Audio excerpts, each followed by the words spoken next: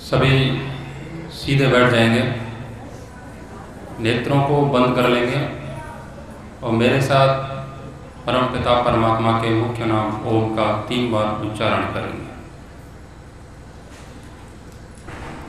ओम।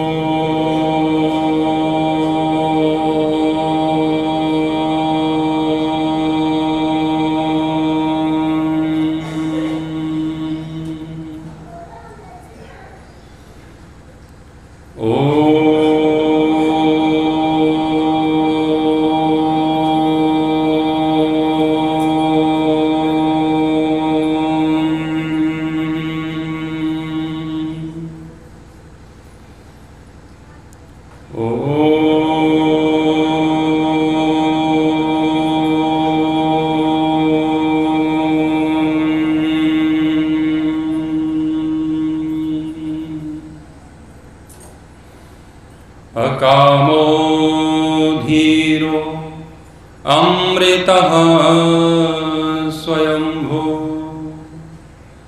रसेन तृप्तो न कुतश्चनो नः तमेव विद्वान् न विहाय मृत्यो आत्मानं धीरं अजरं युवानम् आत्मानं धीरं अजरं युवानम्। जोश वाली बातें आपने सुनी, क्रांतिकारियों के विषय में आपने सुना, पंडित राम प्रसाद बिस्मिल जी के विषय में सुना। क्रांति 2 प्रकार की होती है, एक बाह्य क्रांति, एक आंतरिक क्रांति, आध्यात्मिक क्रांति। महर्षि दयानंद जी के जीवन में कौन सी क्रांति हुई थी? बाह्य क्रांति थी कि आंतरिक थी? आंतरिक क्रांति थी। उनकी जो बाहर दिख रहा है ना कि उन्होंने समाज में जो परिवर्तन किया, उन्होंने वेद के विषय में जो कुछ भी कहा, वो सब कुछ उनके अंदर की क्रांति का ही परिणाम था। महर्षि दयानंद जी ने जब घर छोड़ा था, किस लिए छोड़ा था? मतलब समाज से तो उनको कोई लेना देना नहीं था ना। जब उनको वो जो शिवरात्रि वाली कहानी आप सबने सुनी ही होगी, तो उनको पता चला कि ये तो नकली शिव है, तो उससे उनका वैराग्य हो गया। फिर उसके बाद में किसकी खोज करी उन्होंने? सच्चे शिव की। सच्चे शिव की खोज के लिए वो निकले। उस समय का दौर आपने देखा होगा, 1857 की क्रांति भी उसी समय हुई। देश में बहुत समस्याएं चल रही थी, तो ऐसी स्थिति में एक व्यक्ति ईश्वर की खोज में निकला हुआ है। उनको समाज में कितनी अंधविश्वास है, कुरीतियां हैं, पाखंड है, उस बात से तब तक उनको कोई लेना देना नहीं था जब वो घर से सत्य की खोज के लिए निकले थे। अब हम भी महर्षि दयानंद के अनुयायी हैं ना, हम भी उनको मानते हैं, नारा भी लगाते हैं महर्षि दयानंद की जय। तो एक बात हम कहते हैं कि जो लोग पुराणों की ओर अधिक झुकाव रखते हैं, तो उनके लिए हम लोग क्या बोलते हैं कि वो लोग राम को तो मानते हैं पर राम की नहीं मानते। ये बात सत्य है कि असत्य है? सत्य है ना। यदि मैं अपने लिए कहूं, और आप भी आर्य समाज से संबंधित काफी लोग बैठे हुए हैं, आपसे भी संबंधित कहूं कि क्या ऐसी बात हमारे जीवन में भी घटती है कि हम महर्षि दयानंद को तो मानते हैं, महर्षि दयानंद की नहीं मानते? ऐसा है कि नहीं है? हम तो उनको बोल देते हैं ना कि वो तो राम को मानते हैं, कृष्ण को मानते हैं, राम की कृष्ण की वो मानते नहीं है। हम तो अपने आप को ठीक मानते हैं। लेकिन यही हाल हमारा है कि हम भी महर्षि दयानंद को मानते हैं, महर्षि दयानंद की नहीं मानते हैं। महर्षि दयानंद को पता तो चल गया कि नकली शिव क्या है, और जिस दिन उनको पता चल गया कि ये नकली शिव है, उसके बाद तुरंत उनके अंदर दिमाग में यह प्रश्न उठा कि ये नकली है तो फिर असली कहाँ है, कौन है? तो फिर उनका पूरा जीवन किस लिए व्यतीत हुआ? असली की खोज के लिए ना। अब देखो हमको पता चल गया, जैसे पिछले दिन हमने बात की थी और आप सुनते ही रहते होंगे प्रवचनों में, नकली शिव कौन सा, कि जिसको हमने अपने हाथों से बना दिया, उस पर बेलपत्र चढ़ा रहे हैं, वो नकली शिव है। जो लोग प्रतिमा पूजन कर रहे हैं वो उसमें परमात्मा को देख रहे हैं कि यही परमात्मा है, वो नकली शिव है। नकली है कि नहीं है? नकली है ना। हम उसको मान रहे हैं कि ये नकली है, और नकली का तो हमें पता चल गया कि ये नकली है, लेकिन असली क्या है? असली के लिए हमने कुछ किया क्या? नकली शिव का तो पता लगा लिया, लेकिन असली शिव की प्राप्ति के लिए कुछ किया जीवन में? हम औरों से तो कुछ भी कह देते हैं, कुछ भी, लेकिन हम अपनी ओर कभी नहीं देखते। अपनी पीठ किसी को दिखाई नहीं देती, दूसरे की दिखाई देती है। हमारा भी हाल बिल्कुल ऐसा ही है। हम किसी व्यक्ति को कहते हैं कि ये नास्तिक है, और मैं आपसे कहूं कि आप आस्तिक हैं कि नास्तिक हैं? आप कौन है? आस्तिक है? संकोच क्यों हो रहा है? आस्तिक है? आप आस्तिक हैं। नास्तिक कौन होते हैं? तो नास्तिक तो कहते हैं कि हम तो नास्तिक हैं, हम तो ईश्वर को मानते ही नहीं। तो नास्तिक और फिर आस्तिक में भेद क्या है? आस्तिक का मतलब जो ईश्वर को मान रहा है, नास्तिक का मतलब जो ईश्वर को नहीं मान रहा है। दो भेद हो गए। तो जैसा ही जीवन नास्तिक का है और वैसा ही जीवन आस्तिक का है। जब दोनों एक जैसे हैं तो फिर उसका मतलब क्या है? यदि मैं कुछ भी चिल्लाऊं अपने मुंह से, मैं अपने आप को कहते ना अपनी प्रशंसा स्वयं करना, तो हम अपने आप को आस्तिक तो कह रहे हैं। हमारे अंदर आस्तिक होने का लक्षण है। नास्तिक व्यक्ति तो इसीलिए गलत कर रहा है क्योंकि उसे कोई नहीं देख रहा है। ईश्वर है ही नहीं। ईश्वर है नहीं तो दंड नहीं देगा। दंड कौन देता है? कर्म फल कौन देता है? ईश्वर देता है। ईश्वर को वो मानता नहीं है तो वो तो गलत करेगा, क्योंकि उसको किसी चीज का भय नहीं है।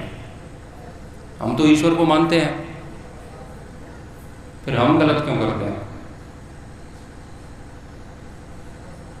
हम ये बात स्वीकार करते हैं कि हम भी जीवन में गलत करते हैं। एक नास्तिक व्यक्ति झूठ बोलता है क्योंकि उसे पता है कि उसका झूठ किसी को नहीं पता है, वो ही जानता है। लेकिन अपने आप को आस्तिक कहने वाला व्यक्ति भी झूठ बोलता है।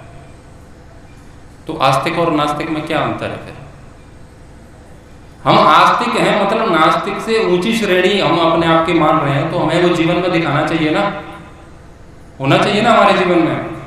सत्य हमारे जीवन में दिखना चाहिए।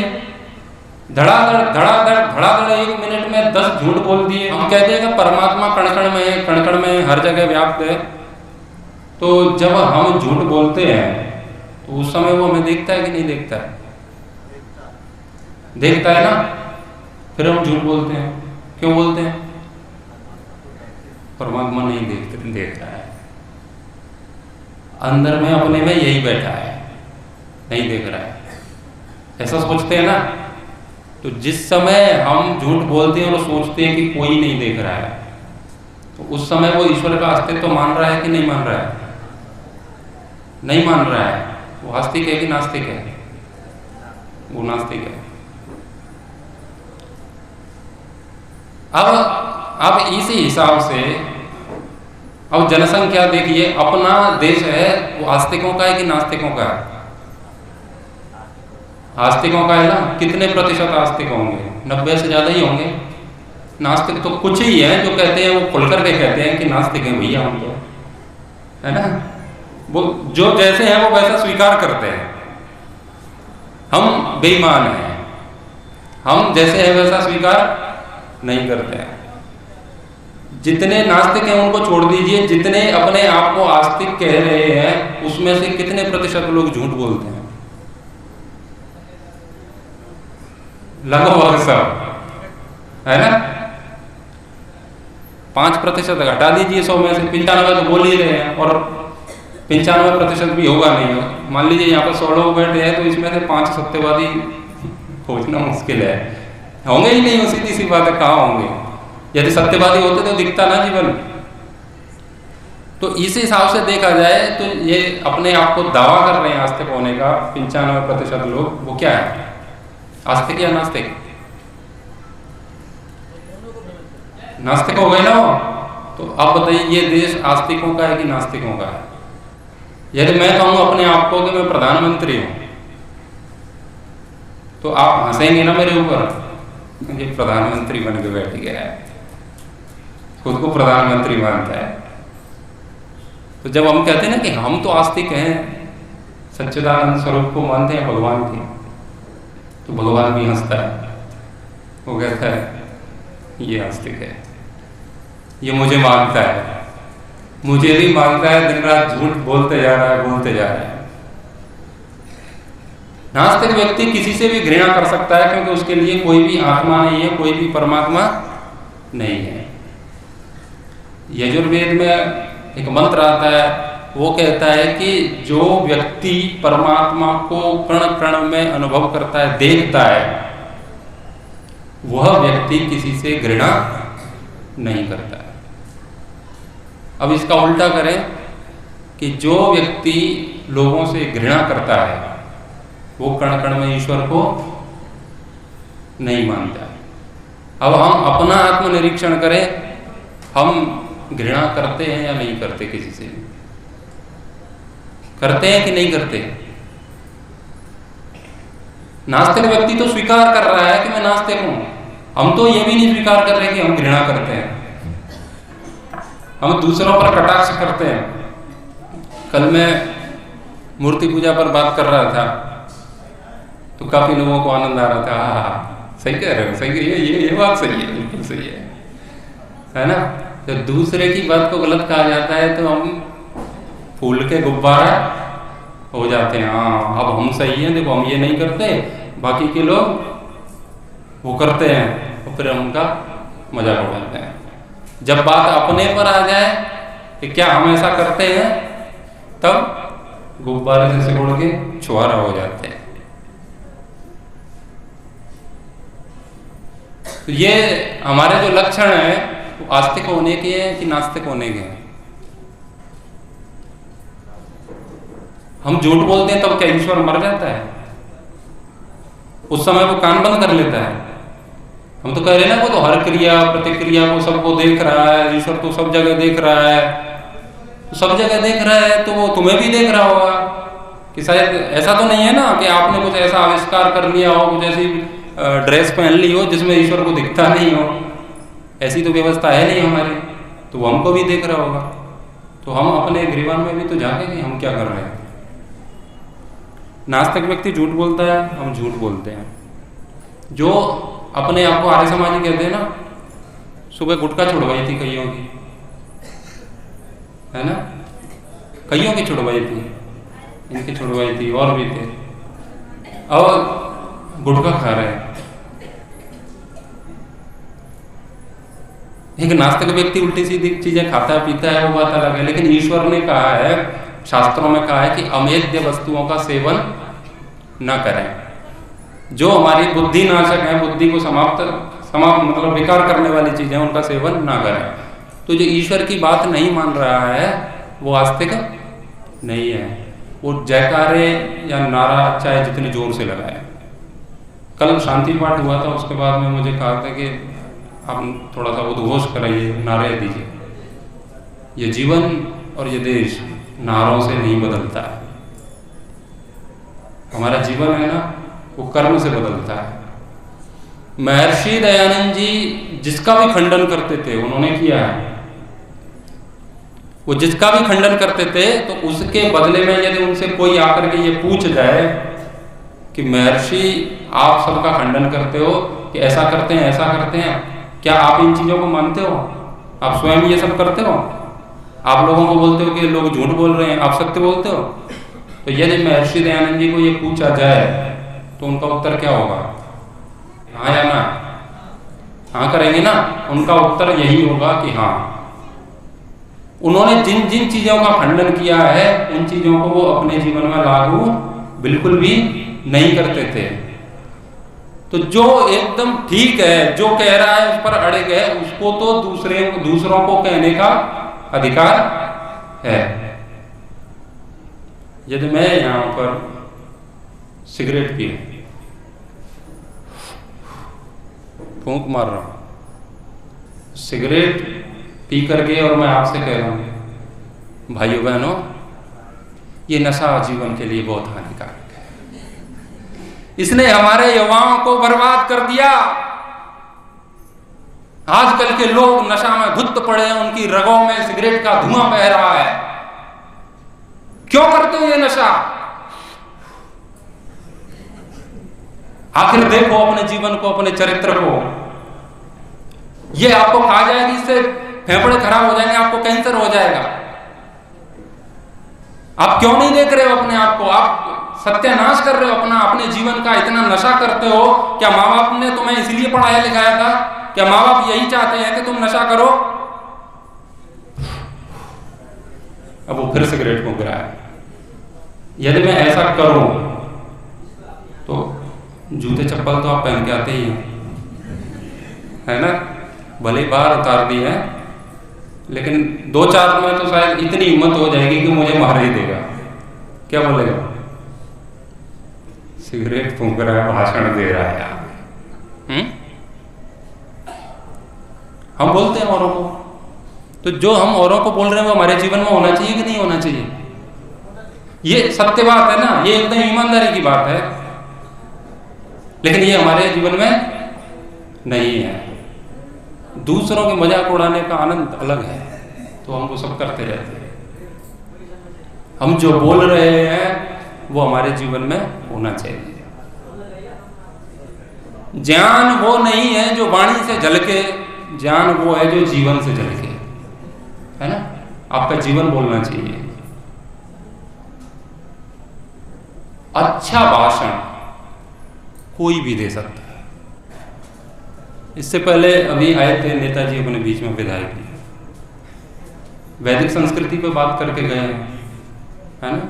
पंडित राम प्रसाद बिस्मिल पर बात करके गए हैं। ऋषि दयानंद के विषय में बताया विधायक जी ने अपने क्षेत्र के। नेताओं का जो भाषण होता है ना, ये बिल्कुल ऐसा है जैसे पूनम पांडे ब्रह्मचर्य पर भाषण दे, है ना? ये वही तो है। तो भाषण और नेताओं से अच्छा भाषण कोई भी संत नहीं दे सकता, ये लिखवा लूं मुझसे। इस देश में कोई भी ऐसा संत नहीं है जो नेताजी से अच्छा भाषण दे। अभी आपने देखा होगा शिवराज सिंह चौहान, नाम सुना होगा, जानते हैं, मध्य प्रदेश के मुख्यमंत्री। अभी है, वर्तमान का भी है।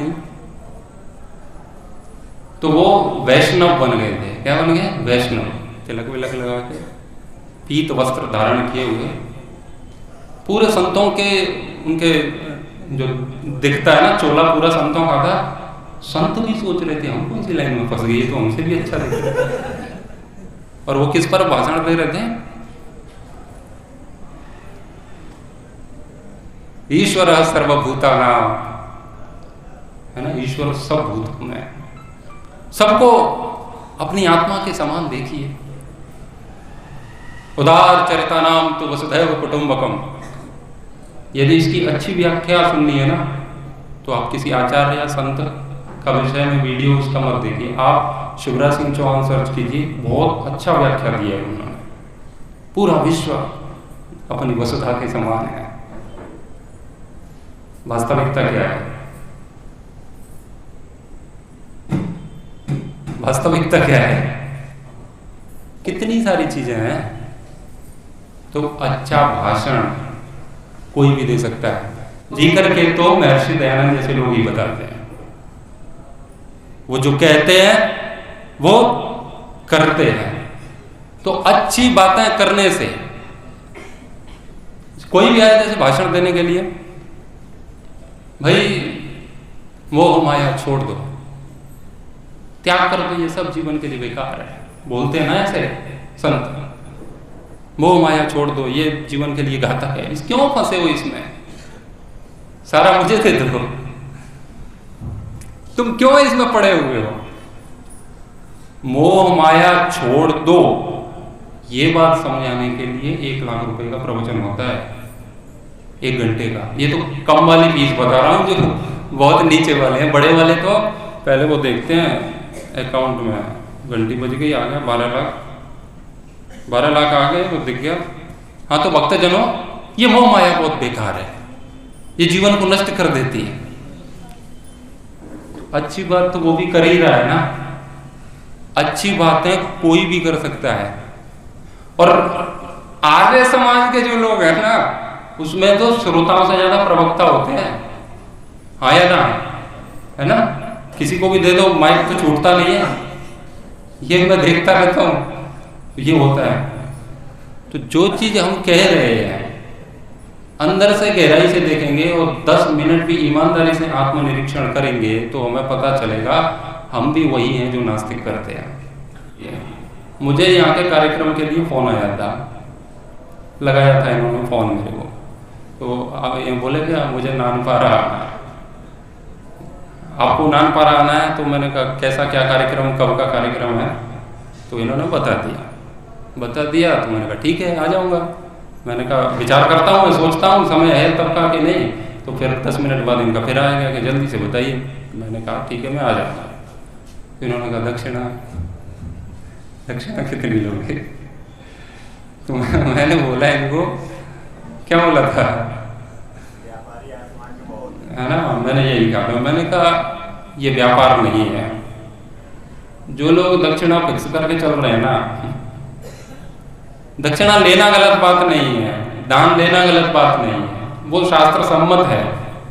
देना अच्छी बात है, दान का लेना देना। लेकिन हमारा प्रवचन इतने का है, एक दिन का 5000, एक दिन का 10,000। जो जितना जोर से चिल्ला लेता है माइक पे उसका ज्यादा पैसा है ना? और वो अपने आप को वेद का प्रवचन करने वाले कहते हैं, है ना? कौन है वो? पौराणिक है, क्या समाज के, है ना? धर्म का धंधा करने वाले लोग हैं। यदि उनको वो कहते हैं ना ऐसा है वैसा है, फिर वो किससे तुलना करते हैं? यदि वैसे कोई बात हो तो वो कहेंगे नहीं देखो वो लोग तो गलत कर रहे हैं, बॉलीवुड वाले गलत कर रहे हैं। इनकी दक्षिणा पे बात आ जाए तो क्या कहते हैं? अरे वो एक फिल्म का इतना ले जाती है हीरोइन, एक फिल्म का 5 करोड़ लेती है, हम एक दिन का 5,000 मांग रहे हैं, तो क्या ये कोई ज्यादा है ना? यही बोलते हैं वो। आपका ऐसे लोगों से शायद सामना हुआ ही होगा। इतने दिनों से प्रधान जी कार्यक्रम करा रहे हैं, मुझे नहीं पता किससे हुआ होगा या नहीं हुआ होगा, लेकिन मैं गारंटी के साथ कह सकता हूँ कि बिल्कुल हुआ होगा, है ना? उस आदमी को आप वैदिक प्रवक्ता कहेंगे, वेद का जानने वाला या व्यापारी? व्यापारी है वो। बातें किसकी कर रहा है? वो वेद की कर रहा है। ऐसे ऐसे लोगों को देखा है मैंने, जिनको आप हाथ में पैसा रख दो ना तो वो कम दिखते ही फेंक देते हैं। उससे पहले वो मोह माया की बात करके आए थे। ये व्यक्ति, इसको परमात्मा पर कोई भरोसा नहीं है, उसको गांधी जी पर भरोसा है। किस पे? गांधी जी नैया पार लगाएंगे, है ना? वैसे तो नैया पार भवसागर से पार कौन कराता है हमको? परमात्मा कराता है ना। हम कहते हैं ना परमात्मा पर अटूट विश्वास होना चाहिए। तो जब ब्राह्मण के कुछ लक्षण बता दिए गए हैं शास्त्रों में कि वो दान, उसको जो भी मिले, दक्षिणा मिले, उस पर वो निर्भर रहे, ज्ञान का व्यापार न करे, जब ये सब बोल दिया है परमात्मा के द्वारा, परमात्मा के प्रतिनिधि ऋषियों के द्वारा, उसके बाद भी वो ऐसा कर रहा है, तो उस आदमी को बताइए परमात्मा पर भरोसा है या नहीं है? हाँ या ना? नहीं है। यदि उसको परमात्मा पर भरोसा होता तो वो ऐसा काम करता? नहीं करता। अरे परमात्मा देगा कहीं ना कहीं से, कुछ भी भोजन व्यवस्था तो होगी ही ना, उतनी तो हो ही जाएगी। और ये सब नहीं हो पा रही है तो ये काम छोड़ो, अपना काम करो, कुछ उसमें से कमाओ। धर्म पर व्यापार क्यों बना रहे हो? तो वो उस व्यक्ति को परमात्मा पर भरोसा नहीं है। वो आस्तिक है या नास्तिक है? नास्तिक है। नास्तिक व्यक्ति नास्तिकों को कह रहा है कि वो नास्तिक हैं। एक झूठा आदमी दूसरे झूठे आदमी से कह रहा है कि तुम मुझसे झूठ मत बोलो। बुझा हुआ दीपक दूसरे दीपक को जलाने का पूरा प्रयास कर रहा है, तो जलता नहीं है। ये जलता क्या होगा? तू ही नहीं जलाए, दूसरा तो तब जलेगा। आपने एक सिद्धांत तो सुना होगा, चारवाक का सिद्धांत, है ना? चारवाक का सिद्धांत वो क्या कहता है? यावत जीवे सुखम जीवे, ऋणम कृत्वा घृतम पिबे। एक व्यक्ति कहते हैं कि जब तक जियो मौज से जियो, कर्जा लेकर घी पियो। क्योंकि वो उसके अगली पंक्ति में वो कहते हैं कि भस्म हो गया शरीर, उसके बाद आना जाना नहीं है, नष्ट हो गए, जल गया शरीर, जितनी मौज मार ली उतनी मार ली। किसी का पैसा ले लिया, वो चुकाना तो है नहीं क्योंकि अगला जन्म मिलना नहीं है। तो वो स्पष्ट रूप से कह रहा है कि मेरा तो जन्म होना नहीं है। तो वो खूब मजे मार रहा है, जिसकी चोरी डकैती जितना उससे हो सकता है वो सारा काम कर रहा है। तो उसको तो कह रहे हैं कि ये चारवाक का सिद्धांत मानता है। हम भी जो अपने आप को हिंदू कहते हैं ना, चाहे वो किसी भी वर्ग के मानने वाले हों, किसी भी मत पंथ संप्रदाय के मानने वाले हों, कोई अपने आप को हिंदू कह रहा है, सनातनी कह रहा है, वैष्णव कह रहा है, शैव कह रहा है, कुछ भी कह रहा है, उनको मानने वाले अपने अधिकांश, और जो युवा पीढ़ी हो चाहे बुजुर्ग भी हो, उनसे कहेंगे ना, मूल बात बताओ, अपने सनातन धर्म की जो मूल आत्मा है ना, वो पुनर्जन्म का सिद्धांत सब उसी पर टिका हुआ है। वो नहीं है तो फिर कुछ भी नहीं है। जब अगला जन्म होना ही नहीं है तो फिर तो धर्म करो चाहे अधर्म करो, अंत्येष्टि संस्कार हो जाएगा, राख हो जाएगी, कहानी खत्म, सब एक जैसे है। हम गलत करने से डर भी रहे हैं। क्यों डर रहे हैं? क्योंकि अगले जीवन में उसका दंड भुगतना पड़ेगा। तो जब किसी से पूछो कि भाई साधना करो, कुछ अच्छा करो, धर्म के लिए कुछ करो, नहीं कर रहे तो अपने लिए कुछ करो। वैसे अपने लिए ही करना, धर्म के लिए करना है, क्योंकि आप धार्मिक हो गए तो एक अधार्मिक व्यक्ति समाज से समाप्त हो गया। तो आप ऐसा करो। तो वो क्या कहते हैं?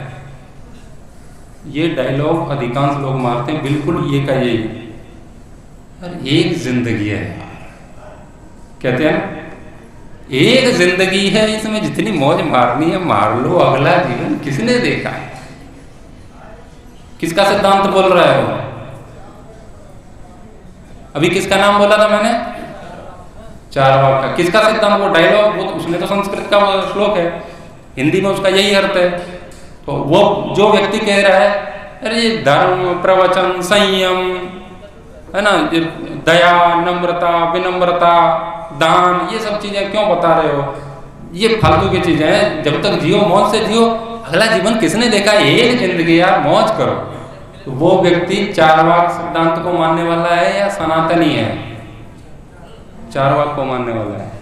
तो ऐसे मानने वाले कितने प्रतिशत हैं? सनातनी, जैसे हम दो भागों में इसको विभाग करें इसका, तो 10% लोगों को एक हिस्से में रखते हैं, 90% को एक हिस्से में, हालांकि वो 10 भी नहीं है। तो इसमें से जो 90% वाला हिस्सा है वो चारवाक के सिद्धांतों को मानने वालों का है या सनातनियों का है? जोर से बोलो। चारवाक को मानने वालों का है।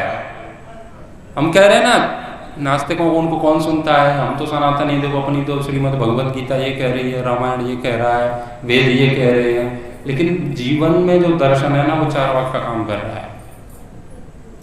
तो नास्तिक व्यक्ति में इतनी हिम्मत है कि वो कहता है भैया मैं तो नास्तिक हूँ, लेकिन हम आस्तिक कहते हैं। तो जैसे कहते हैं ना कि राम जी को तो मानते हैं, राम की नहीं मानते।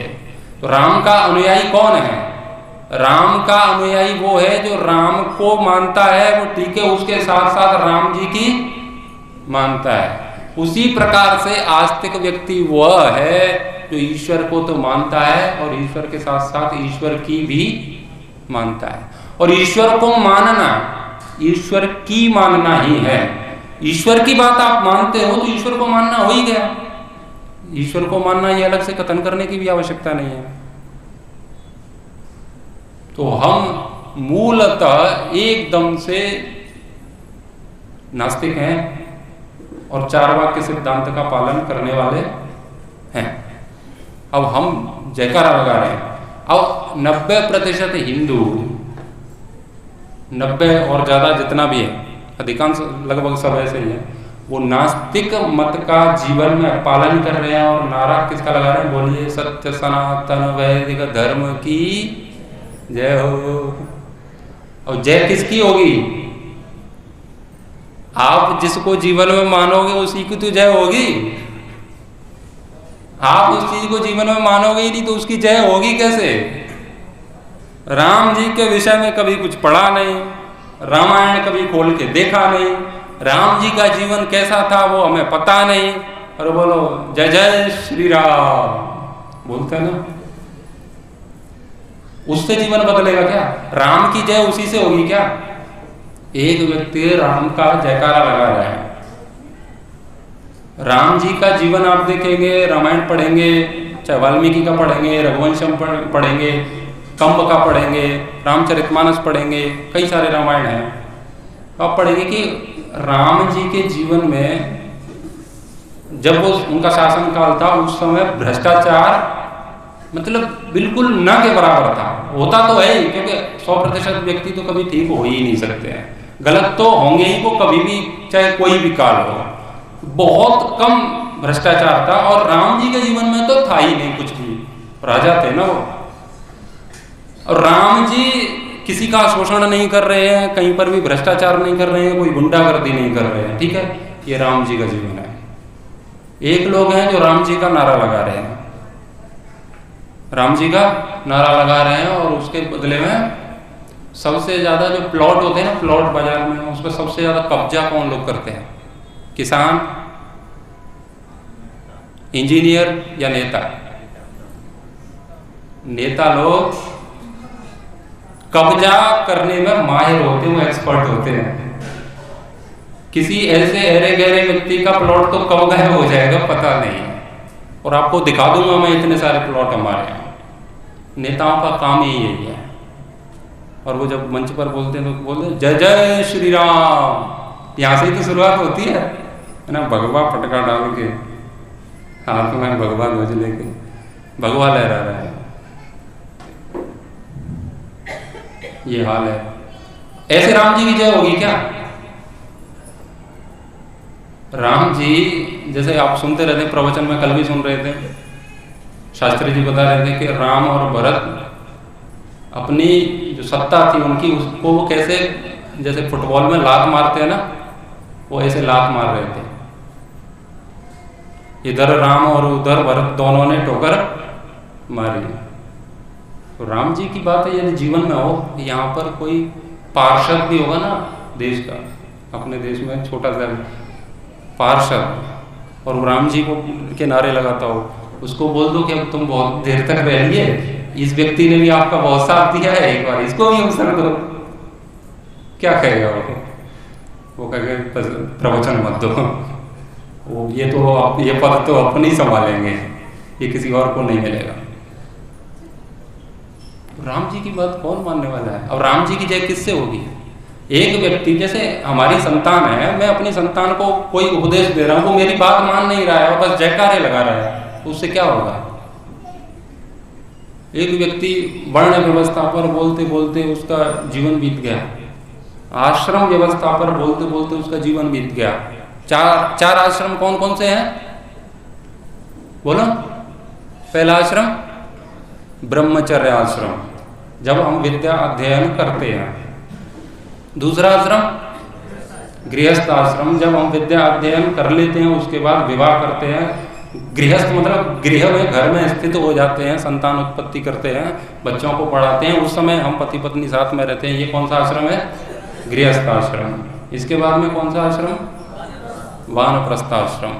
मतलब जब आपके बेटे हो गए, उनकी शादियां हो गई और उसको भी बेटे हो गए, आपके नाती पोती जो भी हैं वो सब हो गए, उसके बाद में अब आप निकल लो अपना कमंडल लेके और घनघोर जंगल तो बचे नहीं है, वो तो हम खा गए वो सब काट पीट के।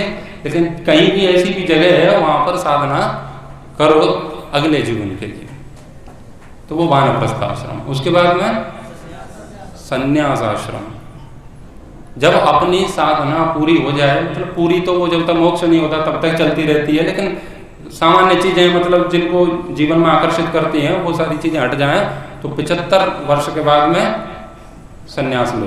तो 100 वर्ष की आयु है तो उसको 25-25 में बांटा गया है। और एक व्यक्ति गृहस्थ व्यक्ति है, उसका जीवन बीत गया प्रवचन देते देते। वो तब शुरू किया था उसने प्रवचन देना जब वो गृहस्थ में गया था, और उसकी उम्र हो गई है 70-80 की, तो आज तक वानप्रस्थ भी नहीं लिया उसने। संन्यास तो दूर की बात है, घर में ही पड़े हैं, घर में पड़े हैं, दूसरे को कहेंगे वो वेदों को नहीं मानते हैं। तुम्हें इतना भरोसा है, महर्षि दयानंद की बात पर इतना भरोसा है, तो घर में काहे टिके हो भाई, संन्यास लो ना। आर्य समाजियों में से कितने लोग हैं जो वानप्रस्थ संन्यास लेते हैं? है कोई? बहुत कम मिलेगा, कोई बहुत कम, कहीं कहीं मिलेंगे। ये इस बात को हम अपने जीवन में धारण नहीं करते, तो हमें उस व्यवस्था पर भरोसा है, भरोसा है, भरोसा है तो करना चाहिए। नहीं करते हैं मतलब कहीं ना कहीं कम है, हम कमजोरी है हमारे अंदर, सीधी सी बात है। नहीं कर रहे हैं तो कहो कि भैया हम बात कह तो देते हैं, लेकिन अभी उतनी औकात नहीं है, हमारी सामर्थ्य नहीं है कि हम उसका पालन करें। तो दूसरे को तो पद और लालच की बात कर रहे हैं, वो हम भी तो छोड़े, हमें भरोसा ही नहीं है। अरे संन्यास ले लेंगे तो फिर बुढ़ापे में हमारी व्यवस्था कौन करेगा? आप करोगे? जैसे मैं किसी से कहूँ कि भाई संन्यास ले लो, तो अब मेरी व्यवस्था फिर कौन करोगा? तू करेगा, है ना? कहीं भी पड़े रहेंगे पता नहीं कहाँ। अरे घर में रहो, घर में रह के सन्यासी हो जाओ। उनकी अलग से व्याख्या है, घर में रह के सन्यासी मतलब गृहस्थ सन्यासी, घर में रह के सन्यासी, अपने अपने हिसाब से व्याख्या कर लेते हैं, क्योंकि कौन जाएंगे, दूर तो समस्या है। तो वो सब हो गया उनका सन्यास, घर बैठे ही बैठे सन्यास। वो उसने महर्षि दयानंद जी की बात मानी, वो महर्षि दयानंद की कर, वो तो अपने सनातन धर्म की मूल व्यवस्था है, वो तो सबकी महर्षि दयानंद जी से भी पहले था। हमें अपनी बातों पर कोई भी भरोसा नहीं है, हम बस कहते हैं लोगों को, हम दूसरे लोगों को गलत कहते हैं। जहाँ हम सही हैं वहाँ पर उनको गलत कहना चाहिए, और आप उनको भी गलत कह रहे हैं तो कहना चाहिए कि हम भी गलत हैं। जो व्यक्ति स्वीकार कर लेता है मैं गलत हूँ, उसके सुधरने की घड़ी आ गई। जब कोई व्यक्ति स्वीकार ही नहीं कर रहा है मैं गलत हूँ, तो वो जीवन में कभी भी सुधरेगा नहीं। आप किसी को कह रहे हो नशा क्यों करते हो, यदि वो मान ले कि हाँ मैं गलत हूँ, तो वो उसको छोड़ने का प्रयास कभी न कभी करेगा। लेकिन जिसने ठप्पा लगा लिया मैं गलत हूँ नहीं, पूरी दुनिया गलत है, तो कभी नहीं सुधरेगा। सत्यार्थ प्रकाश जिन्होंने भी पढ़ा है, सत्यार्थ प्रकाश में मंडन अधिक है कि खंडन अधिक है? मंडन अधिक है ना। महर्षि दयानंद ने पहले मंडन किया है कि खंडन किया है? सबसे पहले शुरुआत करी है ओम से, वहां से, परमात्मा के नाम से, है ना। फिर उसके बाद में वो गुरुकुलों की व्यवस्था, गृहस्थ धर्म क्या है और आत्मा परमात्मा क्या है, वो सब समझाया। उसके बाद में फिर बाद में बताया कि ये गलत है, और जो सबसे गलत लोग हैं ना उनके बारे में सबसे बाद में बताया। 14वें समुल्लास में मुसलमानों के विषय में बताया कि ये लोग ऐसे ऐसे हैं, इनकी धरती छपटी है, वो गिर जाएंगे, कभी भी गिर सकते हैं, उनको खतरा है ना। वो उन लोगों की बात है उन्होंने सबसे बाद में की है कि मोहम्मद साहब ऐसा कह रहे हैं, कुरान ऐसा कह रही है, वो ये कहते हैं शांति का पैगाम है, लेकिन है तो कुछ और ही उसमें। तो ये सारी बातें उन्होंने सबसे अंतिम में कही हैं, ईसाइयों की, बौद्धों की, जैनों की, मुसलमानों की। सबसे पहले किसको सुधारा, सुधारने की बात की उन्होंने अपने को। तो जब भी किसी चीज की शुरुआत हो तो वो अपने से होनी चाहिए। ऐसे ऐसे अब रात को 1 बजे व्हाट्सएप पे मैसेज आ जाएगा, किसी ने लिखा होगा, वो फॉरवर्ड चलता रहता है, तो वो कहते हैं 1 बजे रात को मैसेज आ रहा है और वो कह रहा है हमारे आयुर्वेद में लिखा है हमें समय से सो जाना चाहिए। ऐसा हमारे ऋषिगण कहते हैं। और रात को 1 बजे मैसेज भेज के वो कह रहा है कि समय से सो जाना चाहिए। ये हाल है ना। मुझे एक व्यक्ति का फोन आया, उसने अपना नाम नहीं बताया मेरे को कि वो कौन है, बाद में मेरे को पता चला। उनका फोन आया तो उन्होंने सबसे पहले कहा कि आप आर्य समाज के कार्यक्रमों में जाते हैं, आप ऐसा ऐसा। मैंने कहा ठीक है, बात हुई उनसे। तो उन्होंने कहा आर्य समाज के पतन का कारण क्या है? तो मैंने कहा आप मुझे लग रहे हैं वरिष्ठ हैं, आप ज़्यादा करते हैं, हम तो अभी अभी गुरुकुल में पढ़े हैं, पढ़ के आए, हमें तो पता नहीं आर्य समाज कैसे चल रहा है या नहीं चल रहा है। सत्य बात तो ये है। अब आर्य समाज के पदाधिकारी जाने वो कैसे चला रहे हैं और क्या है। तो फिर उन्होंने कहा आर्य समाज के टूटने का सबसे बड़ा कारण है विद्वानों का अहंकार। विद्वान जो प्रवचन करने वाले हैं ना, उनका वो अहंकार है ना, वो तोड़ रहा है। उन्होंने मुझे ऐसा कहा, मैं उनकी बात से सहमत हुआ। मैंने कहा ठीक है। फिर उनसे और चर्चा हुई कई सारे सिद्धांतों पे कि आपके आचार्य ऐसा मानते हैं, हमारे तो यहाँ ऐसा मानते हैं, आप ऐसा क्यों मानते हैं। फिर उस पर बहस हुई तो फिर थोड़ी सी देर बाद वो बोले क्या तुम ये समझ रहे हो कि तुम ही सब जानते हो, मैं भी विद्वान हूँ। क्या बोल रहे हो? मैं भी विद्वान हूँ, तुम हल्के में मत लो। ये क्या है? ये अहंकार है। क्या है? अहंकार है ना। और वो व्यक्ति क्या कह रहा था, ये अहंकारियों ने आर्य समाज का बेड़ा गर्क किया है। और वही व्यक्ति 2 मिनट नहीं चल पाया कॉल में, तब तक वो दिखा गया कि अहंकार है। इसको कहते हैं पर उपदेश कुशल भव तेरे। तो प्रवचन के तो मास्टर ब्लास्टर है इस देश में। सबसे ज्यादा तो अपने यहाँ के एक वो बात कहते हैं ना कि जापान का व्यक्ति होगा वो शराब पी लेगा तो शराब में वो टेक्नोलॉजी की बात करता है, मैं ऐसी ट्रेन बनाऊंगा कि 2000 की स्पीड पे दौड़ेगी। पाकिस्तान का आदमी है, वो शराब पी लेगा तो वो बम बनाएगा, मैं ऐसी बम बनाऊंगा जो उड़ा दूंगा दुनिया को। भारत के लोग हैं, हिंदू हैं, वो शराब पी लेते हैं ना, अधिकांश लोगों को देखना प्रवचन देते हैं, पी के देख लिया सब मोह माया भाई, शराब पी के यही तो भाई तू मेरा असली भाई है, कुछ नहीं रखा दुनिया में, ये सब नकली है, मुझे आज जाके पता चला। उसके अंदर प्रवचन भरा पड़ा है। तो अपने लोगों में ये तो है ही। तो अच्छा होगा कि हम जो भी औरों को कहना चाहते हैं ना, उसको अपने जीवन में धारण करें। वो कहते हैं कि मुझे तीसरा, निश्चलानंद सरस्वती जी, आपने नाम सुना होगा, सुना है कुछ लोग इधर वालों ने सुना है। अभी वो कह रहे थे, उनका एक वीडियो मैंने फेसबुक पे भी डाला था, वो कह रहे थे मैं सो रहा था बचपन में तो मुझे वशिष्ठ जी धनुर्वेद की विद्या दे गए, सोते सोते सपने में उनको धनुर्वेद की शिक्षा दे गए। और फिर वो कह रहे हैं अभी वो प्रकट नहीं हो रहा है किसी कारण से, वो हृदय में है, वो अंदर है, जब भी आवश्यकता पड़ेगी तो संहार करने में या किसी भी चीज में तो मैं उसका प्रयोग करूंगा भविष्य में। वो ऐसे बोल रहे हैं निश्चलानंद सरस्वती जी, शंकराचार्य कहते हैं उनको। और ताली बजाने वाले भी बहुत थे, वहां तालियां बजा रहे हैं। तीसरा नेत्र मिला है शिव जी के द्वारा उनको।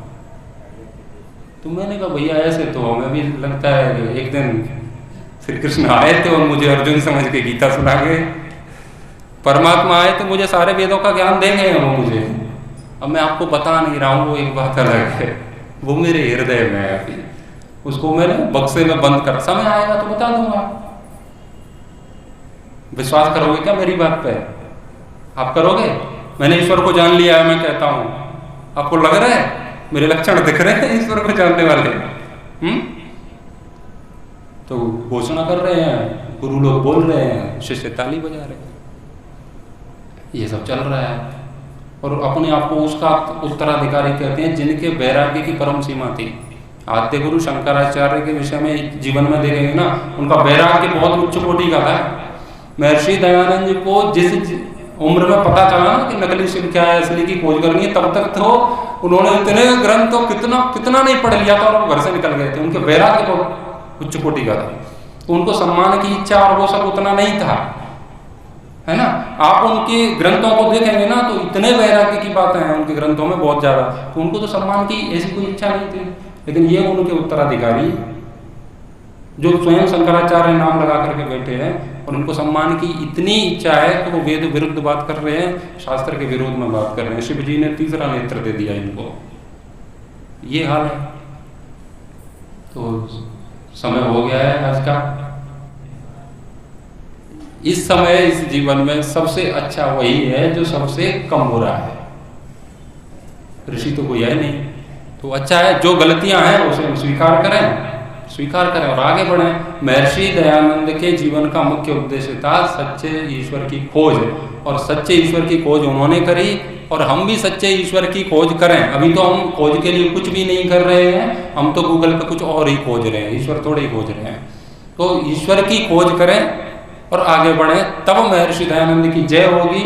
और समझ में आ गया होगा आपको, कल नारे उद्घोष की बात कर रहे थे, जीवन उसी से बदलेगा, राष्ट्र उसी से बदलेगा और तभी कुछ हो सकता है। महर्षि दयानंद के दिव्य स्वप्न साकार करने की हम बात कहते हैं, तो वो महर्षि दयानंद चाहते थे कि हम सुधरें, तो मान लीजिए हम सुधर गए तो उनकी जय अपने आप हो गई, और यही उनके जीवन का उद्देश्य था। उन्होंने अपने आप को जाना, फिर औरों को बताया। तो हम भी अपने जीवन में सही बातों को धारण करें, और जिसको धारण कर लें उसको औरों को भी बताएं कि भैया ऐसा ऐसा था, मैं जब गलत था तो मेरे साथ ऐसा होता था। लोगों को दिखाएं कि आस्तिक व्यक्ति ऐसा होता है, वो नास्तिक से बिल्कुल अलग दिखना चाहिए, शांत दिखना चाहिए, एकदम संयमित दिखना चाहिए, ब्रह्मचारी दिखना चाहिए, उसको विषयों में वो भागने वाला नहीं दिखना चाहिए, जितेंद्रिय दिखना चाहिए। उसमें जो गुण है वो दिखने